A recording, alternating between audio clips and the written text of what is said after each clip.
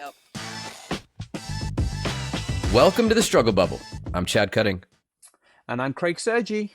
And we are back with another episode. And let me just say, if you're expecting somebody as a guest that is smarter than either of us, just stop listening now. Go find another podcast because it is just Craig and I today. But we thought we would resurrect an idea that we had early on with a Q&A. So we have some questions that have been asked either on social media or directly to us, and we thought we'd pass them along to you. But first, Craig, I want to check in with you because you've been spending a good amount of time away from home in San Francisco this week. You feel recovered? You good? No, it's a terrible place on earth. No, 2 hours. 2 hours. Why? Let's get straight into it. Why people travel for sports shit like Stockton and Sacramento and all this stupidity? It took me 2 hours. We live 55 minutes away from where I was going. 55 miles, sorry, from door to door. And it was 2 hours in the morning to get into the city. I will say, though, I did say to Brett, Union Square looked like it cleaned up a little bit. You're only stepping over a few homeless mongs. It's a little cleaner, a little better. I will say that. But driving home at nighttime, and it took me through the Tenderloin, that is sketchy. For sure. Yeah. Smackhead Central. So that was a little, it was a long week. I'll be honest with you. Anyone that's listening, I was at RSA, but it was a long week, Monday through Thursday, and some recovery today. And just to call out why we don't have guests, we went for 3, and I'll put them out by name. No problem. Oh, don't do that. Don't do that. We want to have them on. Don't call them out. I was going to call out my wife, but that's okay. Oh, that's fine. That's fine. She doesn't listen anyway. She doesn't listen anyway. Correct. We wanted to hear about the dance world from Britain, but we'll get her another day. She's taking Chloe. Well, I think with how busy her schedule is and her social life, we need to get a little bit further out. We need to book her maybe into May, maybe June. Yeah, no, we can absolutely. This was a orthopedic dentist for Chloe, which is why she bailed on us. So orthodontic. Yes, teeth, not body. Correct. Your teeth are in your body, but yeah. Although we live in the Bay Area, maybe there is an orthopedic dentist. Maybe. Yeah, she's getting Invisalign rather than a second set of braces. Oh wow! I don't even want to talk about that expense because we just went through that with all 3 children. I just don't stop looking. It's fine. So that's Lauren's strategy of looking at the finances. Just stop looking. Yeah. As long as you don't look, do not look. You pretend there's money in there. All right. Yeah. Enough of that riffraff. I do want to follow up because with Andrew McRobbie last week, and shout out Andrew again for coming on the show. Very well received across the soccer community and sports community in general.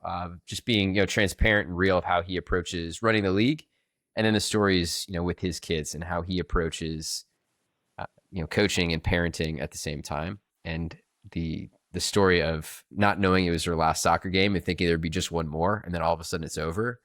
A good amount of commentary of people saying, all right, let's take this weekend's games a little bit differently because you never know when it's going to be over.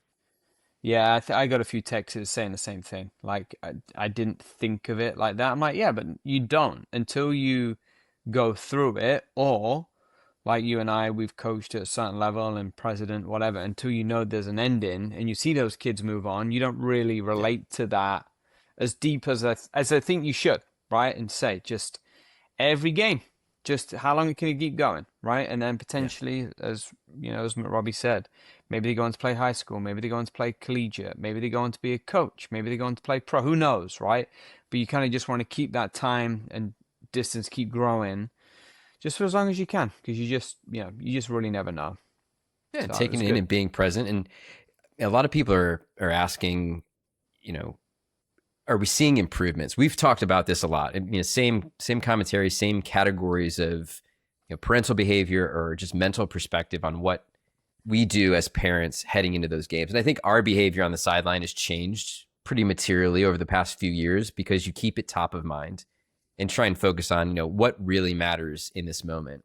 That being said, not enough people are listening to this or many of the other great podcasts out there talking about why we're out there in the first place and why the kids are. In Davis again this weekend, Jackie played in State Cup, which is absolutely, it's great to see them play and compete. They won on Saturday. I wasn't there because I was at a baseball game. We juggled and split. They win, so we advance on Sunday. And then one of the most nail-biting games possible happened right next to us. So we're offset by maybe 15 minutes. That game goes into PKs, and the amount of profanity and aggression at the referees was pretty intense. Lot of what age? U13s? 12s. Yeah, 2012s. Yeah. Yeah. So as that's going on, our team has a 1-0 lead throughout. I think scored a goal about 5 minutes into the second half. Carrying on, playing well, balls in our zone. And then in the last literal 3 seconds, which the game went over by about 2 minutes. So question in a second about how we keep time in soccer, because I think it's kind of stupid. Corner kick goes in, hard shot against the goalie's hands, bounces to the side, kicks it in. Other team ties it up on the last play of the game, goes to PKs, and we pull it out with a 3-2 victory in PKs. So we'll be back in Davis next month for the championship of State Cup in the 2012. Okay. That's exciting. My first question of our Q&A. In youth soccer, why don't we say this game is 80 minutes, and then at the 80-minute mark, you blow the whistle and the game's over? I mean, in theory, that's exactly what you do. I believe it's a 30-second addition for subs, and then injuries is kind of whatever, it is. And that's why you see even the pros now, they play 100 minutes plus at this point. Because what used to happen was people would kind of take advantage of the rules, right? They would do 5 subs in a row and burn the time so nobody can, you can't get the ball moving again. It breaks the play down. It's tactics, right? But yeah, so if you play 2 minutes over, there was probably more than 4 minutes. There's probably more than 4 subs, sorry. And then again, depending on injuries and all that kind of crap. And I think it's ball out of play as well. And I mean, again, take this with a pinch of salt, right? We're not talking the pros here. But I believe every time it goes out for a goal kick, it's like an additional X amount of time. So there is, and then just the referee is just mentally keeping track of all this? In theory, they always have 2 watches on. So they should have one as a backup, and then, but on their main watch, they should be stopping it every time the ball exits. I see a lot of refs, not everyone, obviously, but a lot of them will have one running continuously and then one running for the real game stuff. So if there's, if this one stops and you add 2 minutes on, you're making sure that you are legitimately at 82 minutes rather than something else. Learn something new every day. I did not think there was that advancement. I thought they were like somewhere in the realm of the time, and it should end now. And then on the last, so say time expires, but there's an active play going on, right? Is it you wait until it's cleared from the zone? You wait, like, what is the kind of guideline that they're referee's choice, really. It's always a tough one because I'm always screaming. Like if you're on the defensive side and someone's attacking, but you're winning and time's up, like you're like, all right, just generally the ref will let the play conclude.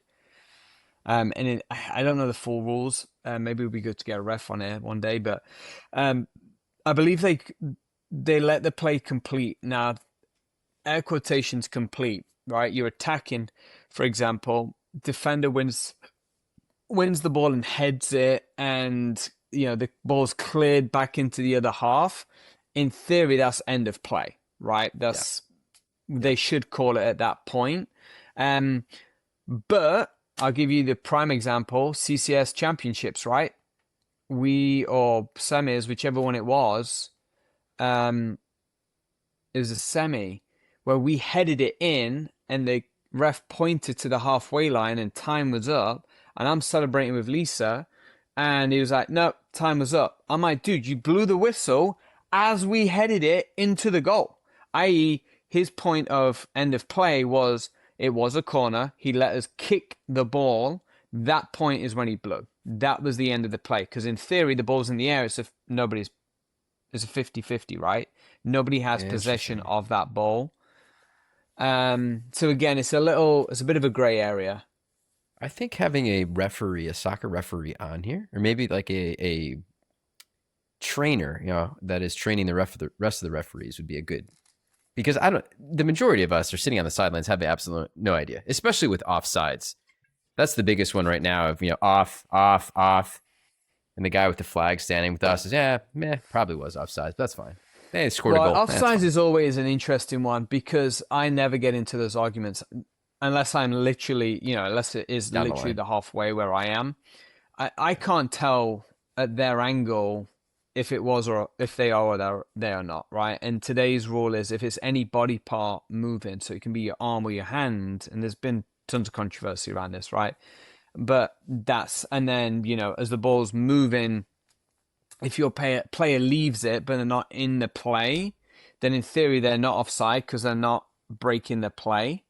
But that's kind of BS as well, right? If I'm a defender running back and there's somebody running towards me to get out of the way, that's still affecting my game to go and try and retrieve the ball. So there's a lot of heavy gray areas that in the pros you obviously don't see as much because now you do VAR, right? You do just rewind, which I think was a really good thing that soccer did from football. You can just replay the tape and see if it was or it wasn't. Obviously, 20 years now, they've had kind of straps on their arms, vibration points. So if somebody's offside, the linesman presses a button and it vibrates on their arm. I actually don't know if they still use those. They do it at the lower leagues, but they all have headsets now, right? So they're always communicating as the game's going on, offside, onside, watch this guy, seven's pushing, but it's not too heavy. We're keeping up, So I think overall, it's got way better. And I think, again, we're going to start seeing, we kind of see it in the top leagues now, the Premiership, the rollback VAR, but they're probably going to use drone technology now at some point, right? And have precise lines, right? Blue versus red. If the blue's attacking, we can see from multiple angles, even bird's eye, if they did cross the line or didn't or whatever.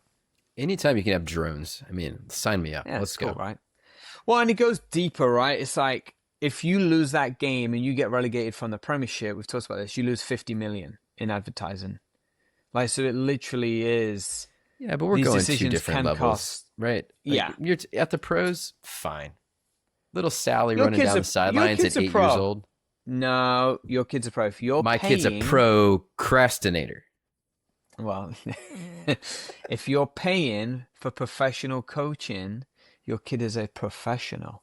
Well, let's kick off the Q&A with that question right there, Craig. Now, keep in mind, we're going to try and keep our answers nice and trim within like 30 seconds so that we can hit a bunch of these. But one of the first ones we have, we spend thousands of dollars a year on club soccer.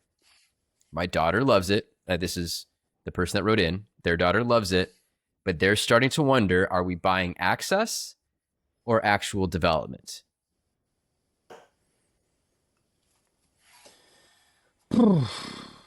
Yes.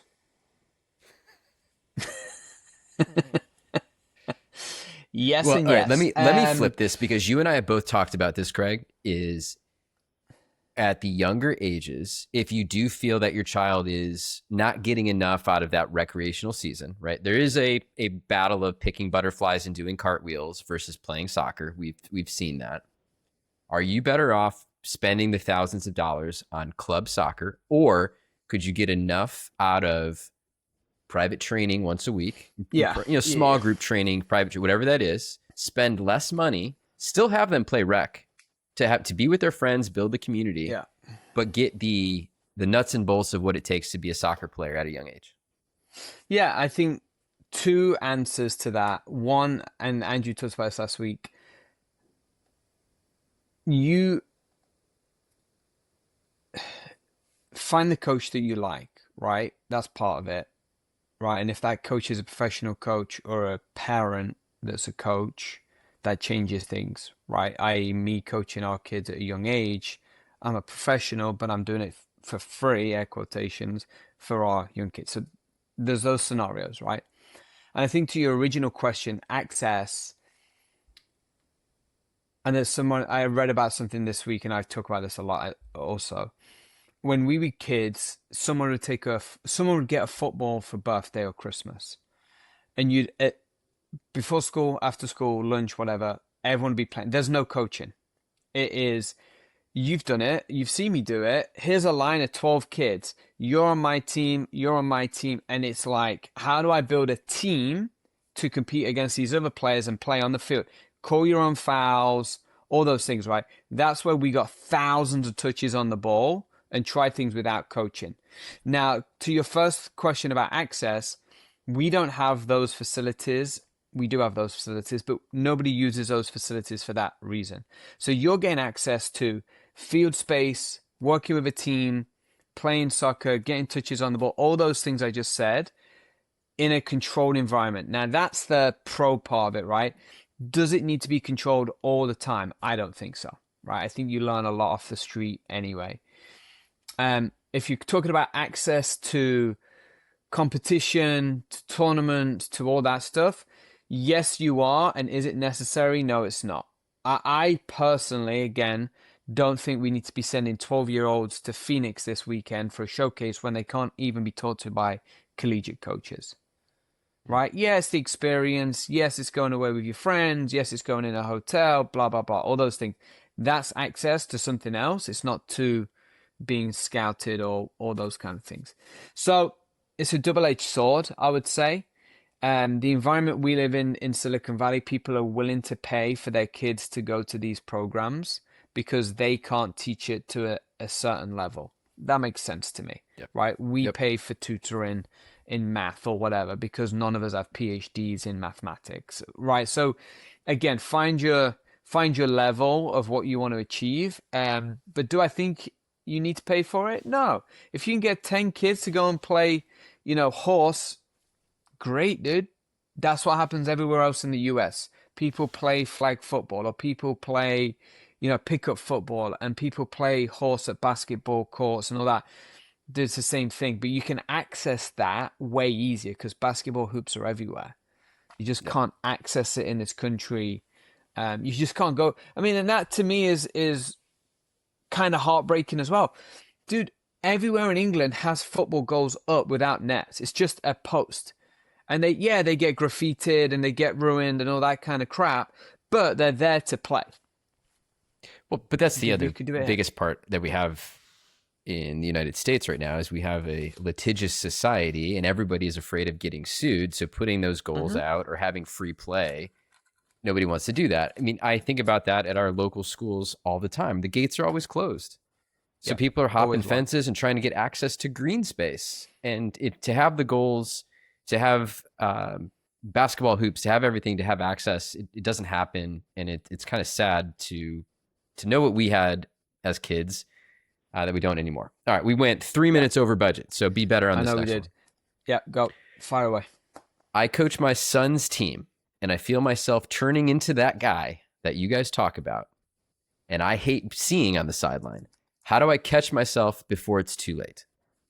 So let me take a first pass at this because I am guilty a lot. I'm really guilty because that competitive spirit that you and I have when we were playing as kids pops up all the time. And you want to be the best. You want to beat the best and all of that. For me, it is a constant mantra on the sidelines, repeating why I'm there. I love watching him play. I love watching her play. This is great to be able to watch them. And that just grounding yourself every single time. And there are moments when I was texting Craig this weekend saying, wow, the officiating here is not the best. That ball went off her hand 2 different times. It was like, bang, bang. Nah, no handball. We're going to let it go. But caught myself and said, it doesn't matter. Let them play. Have fun. So for me, it's just repeating that mantra. What about for you? Yeah. How do you feel when you're watching that dance studio?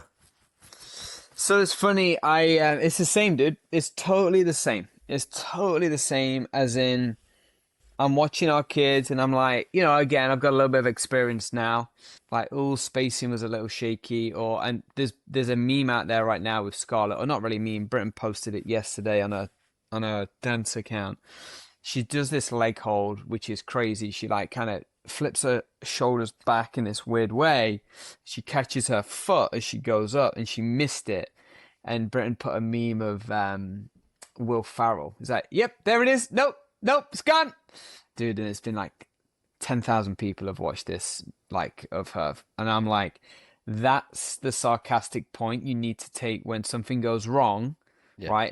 In our dance world, she did great. She didn't stutter. She didn't stop. She just, with experience, right? She goes from there, oh, I missed it, shit, and she did something else. And if you didn't know the dance or you weren't a pro, you wouldn't know, right? And I was sitting with a new parent that's come to the studio this year, first year competitive, and I'm sitting with him the last couple of weekends, and he's like, "Was that good?" I'm like, "How do you feel?" He's like, "Dude, I got like, um, kind of what's it called? Where all your hairs Goosebumps? stand up, goosebumps." He goes, "I got goosebumps." I'm like, "So it's good then?" He's like, "I guess." I'm like, "Well, dude, that's it, this is a different thing. It's not a sport where you win or lose, 1-0, 2-0, whatever. Yeah. This is more of a a feeling kind of sport." And he's like, "Oh shit, like you're right." I'm like, "Yeah, so it was good because you got an emotional feeling about how your daughter was performing and the girls were performing and all that." And that kind of brought it back to me about what we feel in even from a soccer Yeah. standpoint, right? Like, damn, that was close. Well, you feel good, right? You had an adrenaline rush that it was a close game, win or lose. You had an adrenaline rush that your kid scored or didn't. You feel sad if they kind of screwed up a little bit, but dude, it's all okay. It's we're not saving lives there. You're not curing cancer. We're just out No. here. The kids need some exercise. Get off the screens. Let's all be a family together. They're going to remember that you were there. They're not going to Mm-hmm. remember what that score was. And I don't know, just Already focus on the forgot. moments that matter. Yeah. Yep, kids have already forgot what happened last week. They got no idea. Okay. Let's go next question. This one's very relevant, especially in Los Gatos right now. All right. My son does not want to play in his little league season and prefers to play travel baseball. Do I make him finish the season or let him walk away? Two different points, and I think we're on the same page here. Once you sign up for something, you're on that team. You're going to finish that. No matter how the season's going, good, bad, ugly, or indifferent, What if I you're can I there. go in You the signed photo? up. You need to be you need to be there for your teammates. So put the quitting out of the equation. We don't want to teach our kids that they can give up when things aren't going their way. The travel baseball versus little league is like, for me, after running the league for 5 years on the little league side and having my son go through it, there are two different reasons or two different values that you get from either league. Little league is about community and low stakes. Just be there with your buddies and play some baseball. Just like we just talked about pickup on any given field, that's what that is. View that. The more kids on the upper levels that decide not to play, it does dilute the talent of a little league, of a recreational program. But baseball is available year round. Also, don't agree with playing baseball year round. Play something else, but take the time to show the value of what it means to be a leader on the team, on a recreational team in Little League. Because winning a Little League championship or hitting home runs in Little League and like doing all that with your buddies will last a lot longer than chasing trophies or playing, baseball nonstop over the weekends. And at the end of the day, I think you pick one or the other, because what we just talked about, not quitting and being there for your teammates, when you show up to some but not to all, that's a material difference, for your team. Yeah. So Yeah. decide which one you want to be for and commit to it, and maybe space that out a little bit more if you're feeling that there's more development happening at the travel ball side, but also at the 10, 11, 12-year-old age group, it's not that big of a difference. Yeah. And let me ask you this. Little League versus travel, is that kind of like ECNL versus NorCal? No, I'd say it's more rec versus comp, just at the Okay. level, right? Little League allows everybody, all talent levels, all comers. If it's your first year to Okay. baseball, and we've got a kid on our team this year, first year of baseball, doing amazing things, just absolutely loving it. So you can come and play. So I it think goes they're back to, if you're good enough, if your goal is to go pro or collegiate, you will be seen somewhere. It doesn't matter You, if where you start at this phase. yeah, there are no showcases. We go back to the Thomas Eager episode that we did really early on, right? He's not going to Twin Creeks on the weekend to watch a 12-year-old play baseball. Yeah. There's Yeah. unfortunately a lot of money to be made at these tournaments, and these parents are paying thousands of dollars to get the access to better baseball.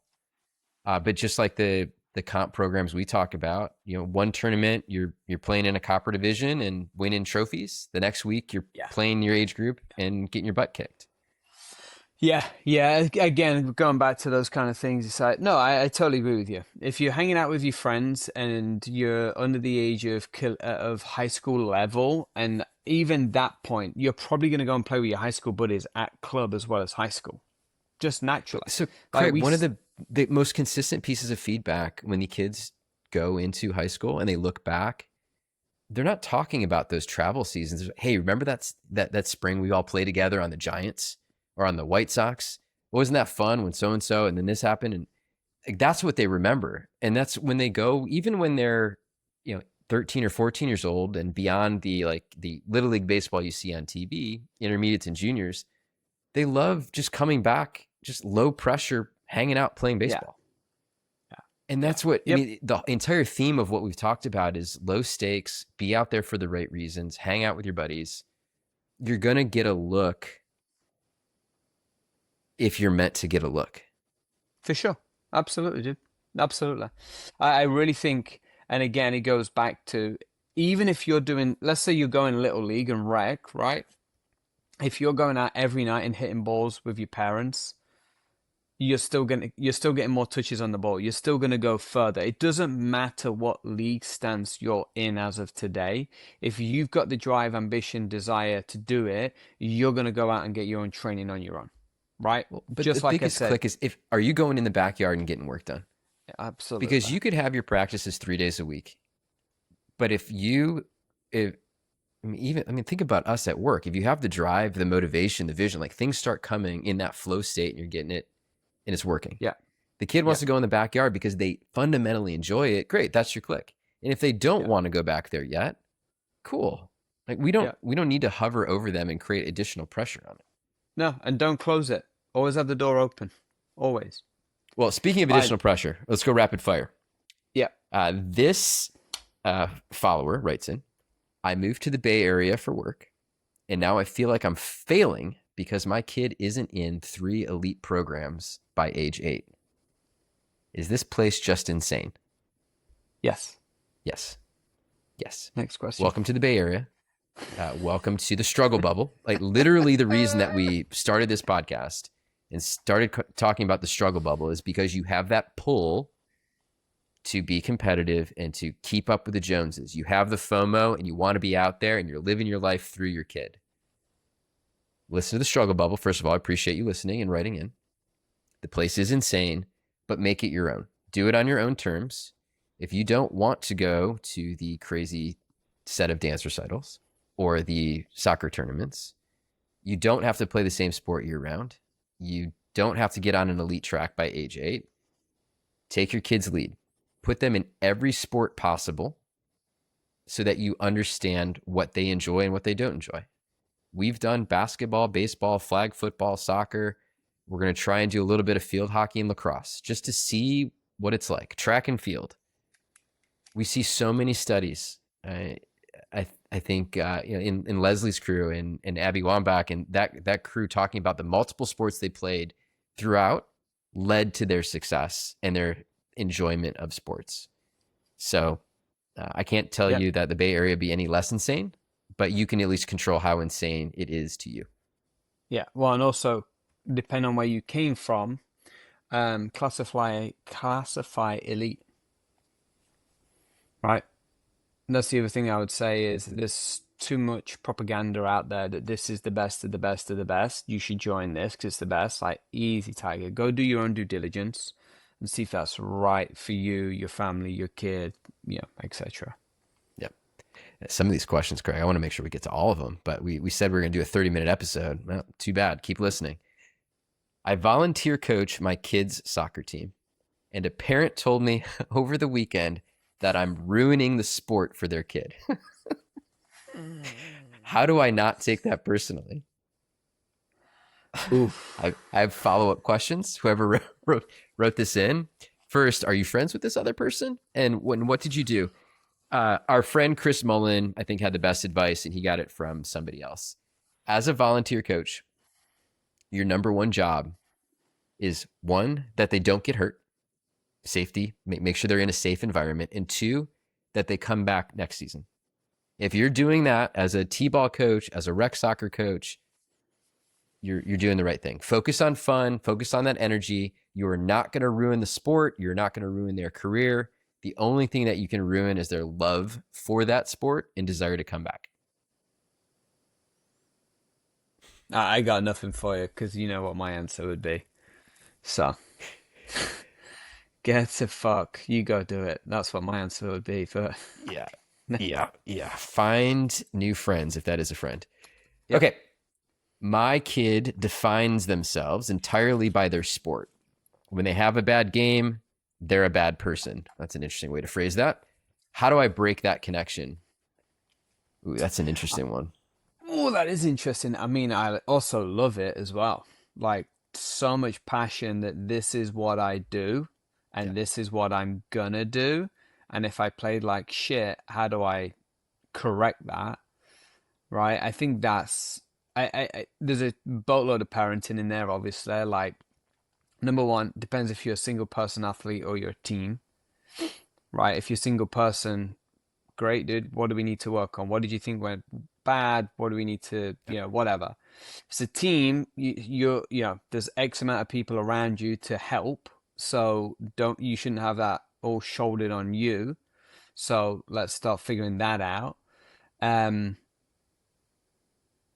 I struggle with that because I struggle to turn off as well. If I play like shit, it's on my, it changes everything, right? So there's a hangover to it, right? It lasts with you.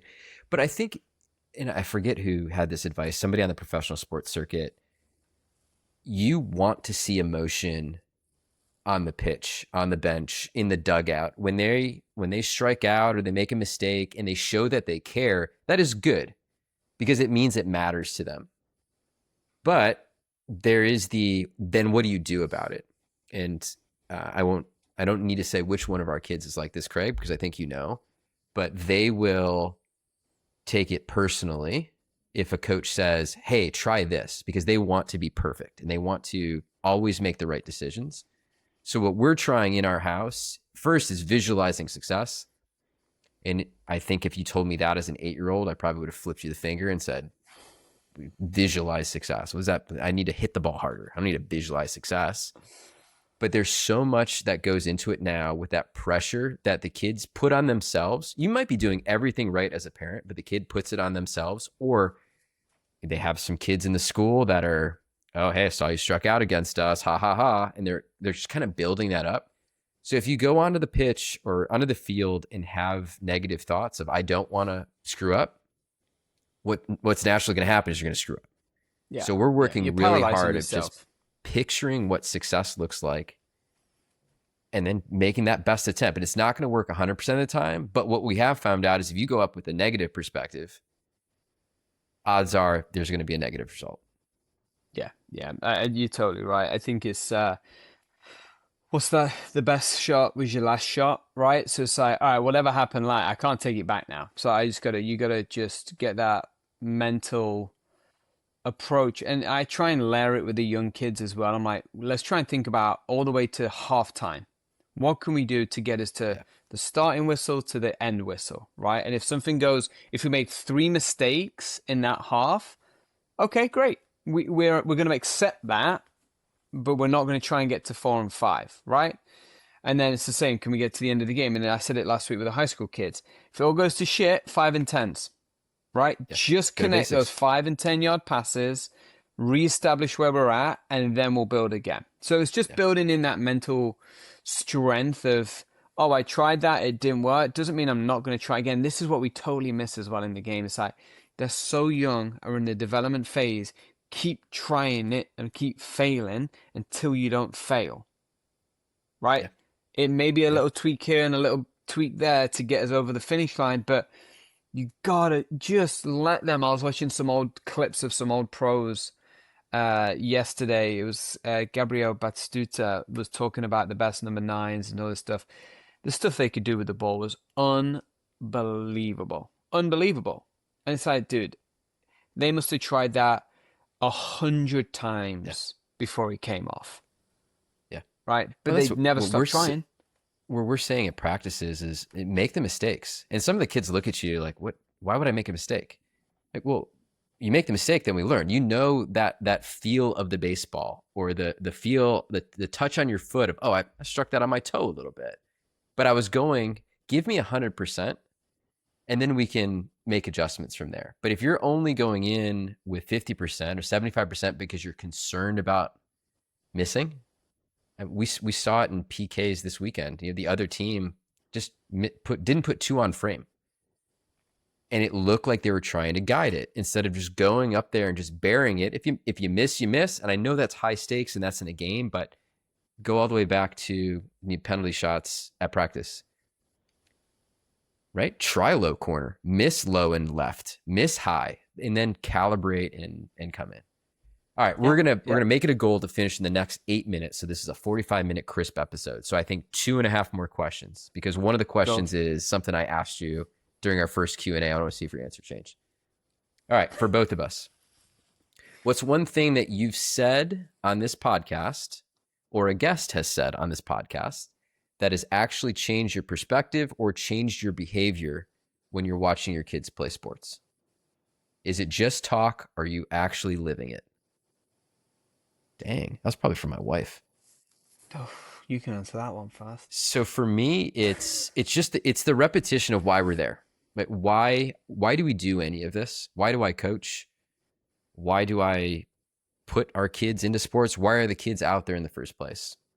And by continuing to say that, and it's not just what we're saying on this podcast, I think what I choose to follow on social media when I'm on there sparingly, what I choose to listen to on the sidelines, I think we have an opportunity to continue to elevate that conversation. And when something comes up, to really live it, right? Somebody next to you is screaming at an official, or you feel that urge to scream at your kid, to show that effort, just taking a step back and pausing.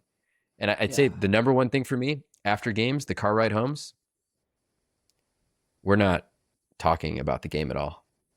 We're talking about ice cream. We're talking about the MLB playoff, or the MLB season kicking off, the World Baseball Classic. Like, just show that game, it's important because we showed up and we gave effort.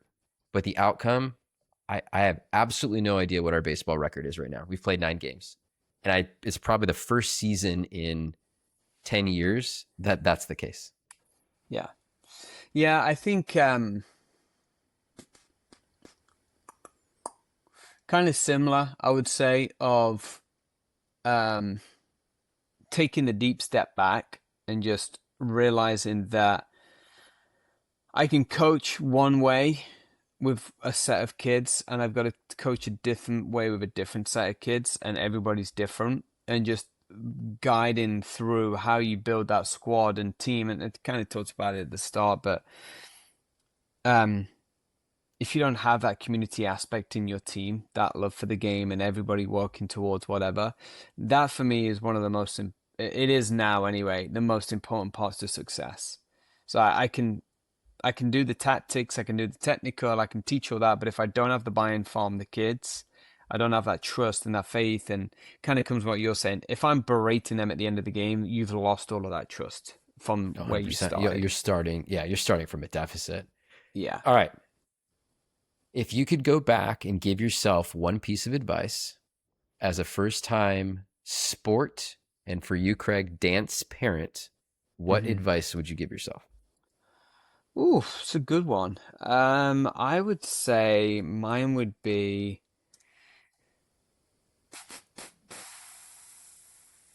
kind of what we've been talking about. It's a bit boring, honestly, but kind of enjoy the process. Like, you're always learning as well, right? Which we know. But enjoying the process of trying to get the players or your kids to where they want to get to with encouragement and guidance. And also I would say there's a little controversial stuff as well. Like if I felt the environment wasn't healthy early on, and I've seen burnout multiple times, extracting without a plan is okay, right? Don't just stay in the sport or the team or the club or whatever just because you don't know what else is out there, or you're nervous and you're trying to figure that landscape out.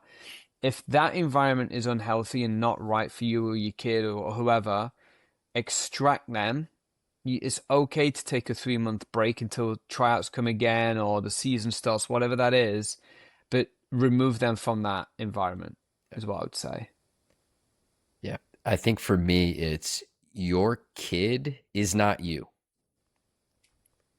I had a tough time early on because I would constantly say, well, when I played, when I was a kid, like just that cliche, I went out in the backyard, I went and played this, I did that, is they are not you. And that's okay. I was not my dad. And I think having the support for them to be their own person is what I would have loved to start earlier. And I think the exposure to more multiples of sports early on versus my track of, I played baseball, I played basketball, I played football, and kind of put that. My soccer wasn't in the equation. I mean, until you got involved, you and Reza bringing Jackie on that, Bobcat team early on really got us in the mix of it. And I'd say as a parent, you just don't know what's out there, and you're in the mindset, especially out in the Bay Area. Let's go to work. Let's get the job done. You don't know when things are coming up. Yeah, no, I totally agree with you. One last question, and I asked you this on our first Q&A. What would you be doing if you didn't have kids? I mean, it's the same answer. I'd be driving a Porsche. You said Ferrari the first time. I did. I'd be driving a Porsche and playing a lot of golf. It's exactly what I'd be doing. But we would miss it. I think the next guest that we should have on, whether it's our parents or just somebody that has gone through everything that we're currently in the middle of and has the empty nest, and then tells us the stories of, it was busy, it was chaotic, but damn, I miss it. Oh, because I mean, you say that, you 1,000%. say play golf, you say drive the Ferrari, but right, you're not coaching right now, so you had that first weekend, girls weren't dancing. You're like, well, the hell do I do with myself? Yeah, did you see my time on my mountain bike? I did. I get those updates all the time. If you're not following Craig Sergio on That's Strava, go ahead and see him. I think Echo is more in shape than I am. That's what I do. It's like, oh, everyone's still asleep at 9? Sweet, I'm out. See ya. But now, take this all with a pinch of salt. I'm not coaching, but I'm still at the fucking field with you watching flag football or helping out with... But that's who we so are. We enjoy that. We enjoy being around sport and educate. It's just the time commitment is big. One of the questions on here is, how do you keep it all organized? And I was going to do an absolutely shameless plug, so I'll do it now. Craig and I started a company called Game Plan, and that's GAIMPLAN.ai.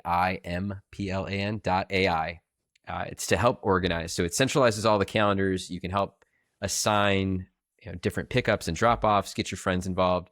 So if you want to give it a test drive, we'd love your feedback. Gameplan.ai. We'll put a link in the podcast, but that's how we're keeping things organized, and some exciting stuff happening on that front that we'll share with everybody in the coming weeks. With that, I have 19 seconds to wrap this up, Craig, to end right at 45 minutes. You can find us on Instagram, The Struggle Bubble Pod. We try and do this weekly. If you have topics or guests, if you'd like to be a guest yourself, we are all ears. We enjoyed this conversation. Hope you're enjoying keeping up with all of the humor that we take to all of these athletics. With that, we'll see you all next week. Adios.